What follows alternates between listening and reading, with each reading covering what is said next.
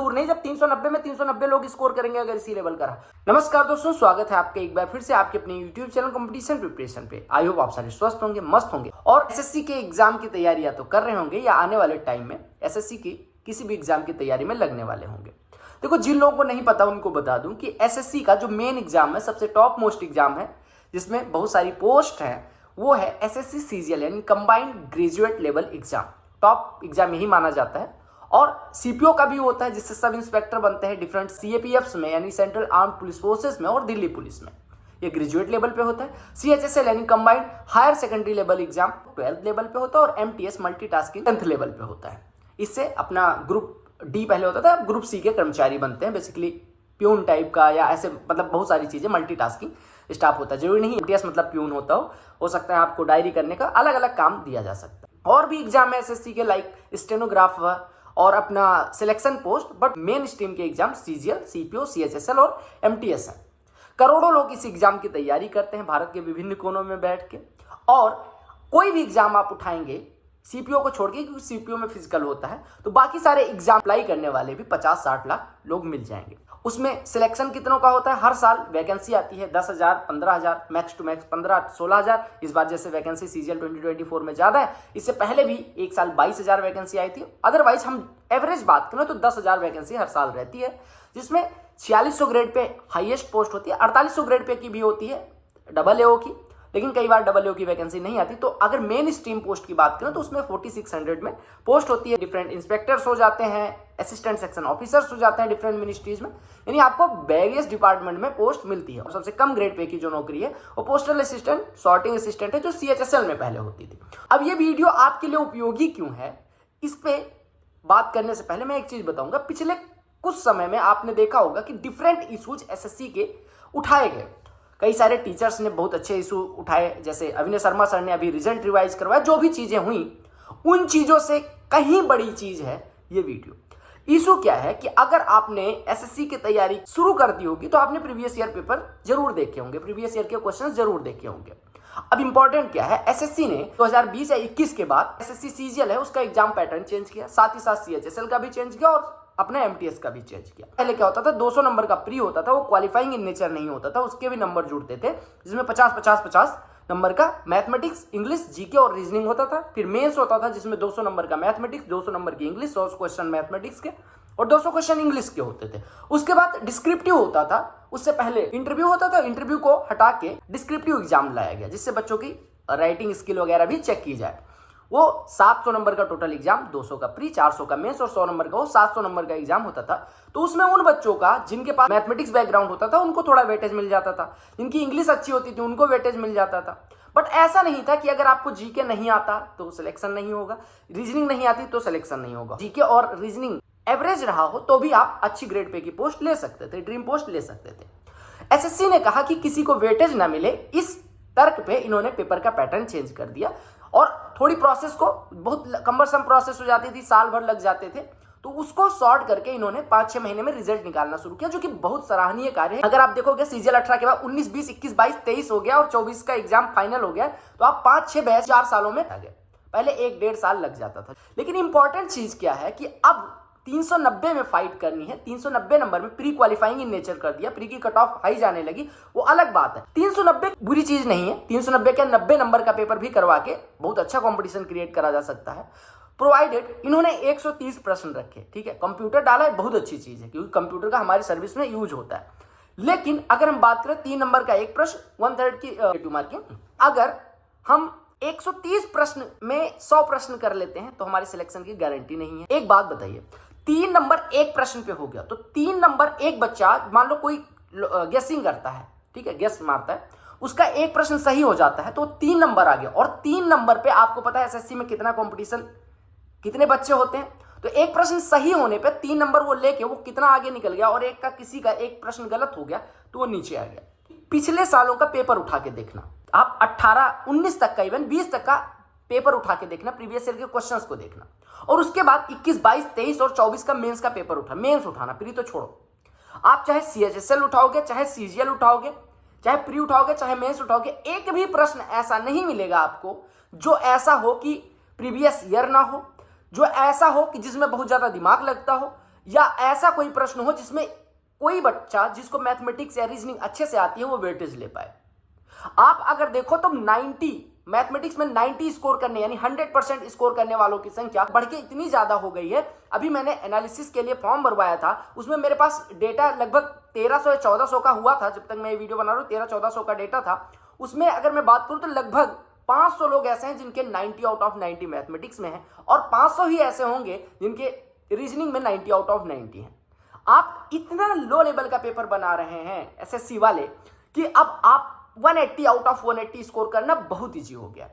अब एक बात बताओ, जिसको मैथमेटिक्स आता है, जिसको रीजनिंग आता है और जिसको एवरेज आता है, उन दोनों में कोई फर्क रह गया? नहीं, क्योंकि 180 वो भी स्कोर कर ले रहे हैं, 180 वो भी स्कोर, 180 नहीं 170 तो वो भी स्कोर कर ले रहे हैं। उससे बड़ी बात ये हुई कि इंग्लिश का लेवल भी आपने देखा होगा कि 125 से 135 तक स्कोर करने वालों की संख्या 100 है।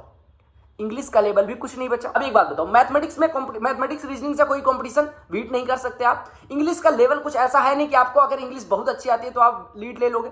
बचा क्या? जीके में मान लो 10 प्रश्न किसी को आते हैं, एक प्रश्न का तुक्का उसका सही बैठा वो अंदर, एक प्रश्न का तुक्का किसी का खराब हुआ वो बाहर।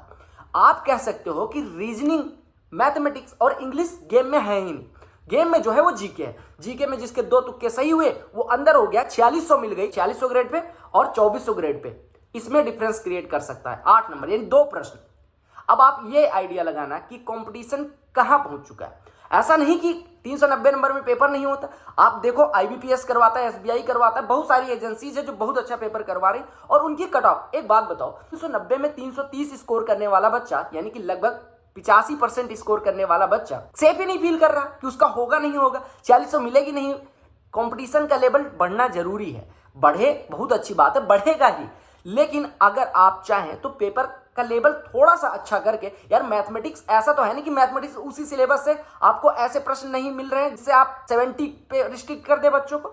मैं बताऊं, अगर पेपर अच्छे से बनाया जाए, ये जितने भी टीचर्स हैं, गाइड्स हैं या जितने बच्चे तैयारी कर रहे हैं उन्हीं से पेपर बनवा लो, उसी में 100% स्कोर करने वालों की संख्या बहुत कम हो जाएगी। यार सीएचएसएल का मेंस जो कि 10+2 लेवल का एग्जाम होता है और सीजीएल के मेंस में कोई डिफरेंस नहीं है।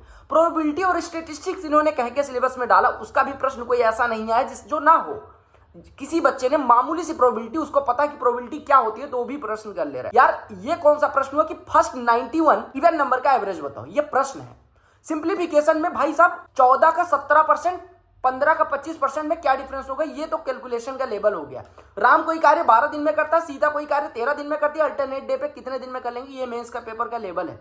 मैंने मेंस का पेपर करवाया, लिटरली आप कह रहे होंगे कि कई सारे पेपर आप करवाते नहीं हो, इसी वजह से नहीं करवाता क्योंकि अब कुछ यूनिक आ ही नहीं रहा। यूनिक आएगा तो ये होगा कि बच्चे फिर जो मेहनत करने वाले हैं उनको लीड मिलेगी। अब एक बात बताइए, जो बच्चा कॉलेज से ही अपनी तैयारी शुरू कर चुका है, 2-3 अटेम्प्ट दे चुका है, उसका जीके नहीं अच्छा हो रहा है, यानी जीके में वो 25 ही स्कोर कर पा रहा है, उसमें किसी का करंट अफेयर वाला तुक्का सही हो गया, वो सिलेक्ट हो गया और किसी का नहीं सही हुआ, वो बाहर हो गया। रियल मुद्दा ये है कि पेपर का लेवल, क्या बोले इसको, एमटीएस का पेपर इवन बेटर होता है। आप सीपीओ का पेपर देखना, सीपीओ का पिछले सालों का 2020 तक का पेपर मैंने जो बहुत अच्छे से एनालाइज करा, देखना आपको अच्छे प्रश्न मिल जाएंगे। सीजीएल 17 में पेपर हुआ है, एसएससी ने टफ किया, क्या उससे बच्चे सेलेक्ट नहीं हुए? यार सेलेक्ट तो होंगे ही। आप कंपटीशन है, ये कोई एकेडमिक्स तो है नहीं जिसमें 99% स्कोर करवाओ। आप अगर पेपर का लेवल थोड़ा अच्छा करो, रीजनिंग में यार थोड़े अच्छे प्रश्न बनाओ, मैथमेटिक्स में अच्छे प्रश्न बनाओ, इंग्लिश में अच्छे प्रश्न बनाओ, इससे उन बच्चों का फायदा हो जाएगा जो रियली बहुत ज्यादा मेहनत कर रहे हैं। आपका मेंस एग्जाम हो, ए से जेड तक लिखने कह दिया, ये बच्चा लगातार 18 घंटे 6 महीने से पढ़ रहा था, 1 साल से पढ़ रहा था, कोई बच्चा एक भी दिन नहीं पढ़ा, क्या डिफरेंस रह जाएगा दोनों में? ए से जेड तक सारे लिख लेंगे।